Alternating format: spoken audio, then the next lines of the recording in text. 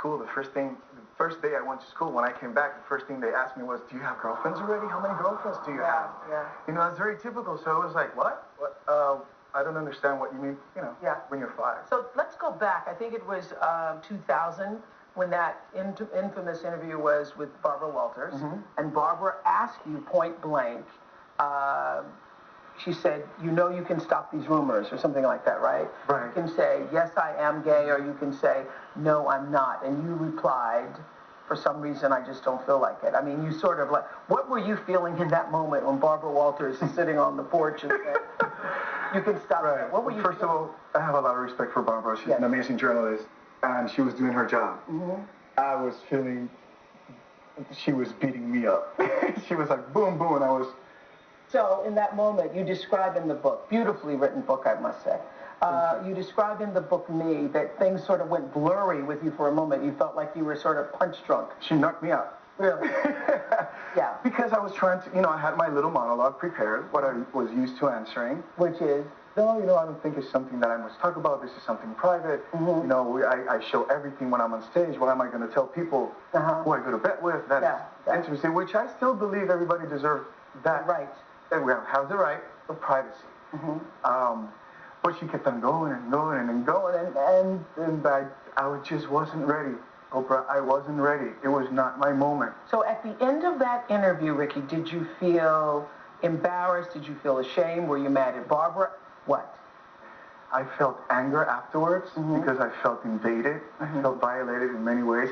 But once again, it was not the first time I was asked this question in an interview, but this was a massive TV show. Yeah, this was that. Wasn't this just before the Oscars? That's right after. Prime time Oscar special she does. Yeah. So, and then that gave the right to every journalist to ask, and it's going to be me, the one who's going to, he's going to tell, you know. And I'm like, no, I didn't tell Barbara Walters. What makes you think that I'm going to tell you? But once again, was I ready, Oprah? Was I ready to tell the world who I was? Maybe I didn't even know who I was. One of the things you say in Me is that the constant bombardment of the gay question actually pushed you further away from the truth. Because it was treated in a very scandalous way. Yeah. And people were mocking my sexuality, and I was like, I don't want to be that. Is that me? I totally want to reject myself. You know what? I think I hate myself. And that's where you go. Those are the thoughts that you go. That's why I must insist, when someone is not ready, we must not try to force that person to come out. Right now we're dealing with people that are being bullied because they are gay, and now we're dealing with people that are committing suicide because they're forced to come out, and that is horrible. You're ready? Whenever you're ready. You have to go through a process. You have to go through a very spiritual process in order for you to accept yourself, and then it feels amazing when you do so. Okay. Tell me this. This is great. Now, by the time you hit sin and were ready to tell the world, you had already told your mother. But you talk about the very first time you fell in love with a man and you had your heart broken. Yeah. Yes. I fell in love with a man, and I wanted to leave everything. Yeah. And I even told him, you know what?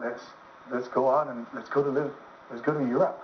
Let's go to Asia. You were ready to give up everything. I was ready to give up my career, and because I didn't want it to tell everybody, but I was ready. I don't know. I just felt amazing. But you were so in love with this man at the time. You were ready to give it all up. Your career, Yes. And he told me we shouldn't do that. I think your mission in life is very clear. You move masses of people, and I cannot be a burden to that. Yeah. If something goes wrong between us, you're going to blame me for that. You know, these were very beautiful words. Maybe he wasn't as in love with me as I was with him, but I understood, okay, you don't want to be with me anymore. So I was heartbroken, and I was sad. And my mom asked me, are you in love, my son? And I said, yes, Mom, I am in love. Is it with a man? Yes, Mom, it's with a man. I love you. Don't worry. Come on and give me a hug. Really? Yeah. Was that the first time? That was the first time she'd ever indicated that, or there'd been a discussion about your sexuality or being interested in men? This is many years ago. Many years ago. I was probably 20, 21 years old, and And then, you know, she told me everything's going to be fine. Then it took her a minute to process the information, and then she cried a lot because she said, oh my God, what's going to happen to my child? What's going to happen to his career? Unfortunately, people are not ready back then, and unfortunately, we're still dealing with this issue of, you know, homophobia. Yeah. How is he going to...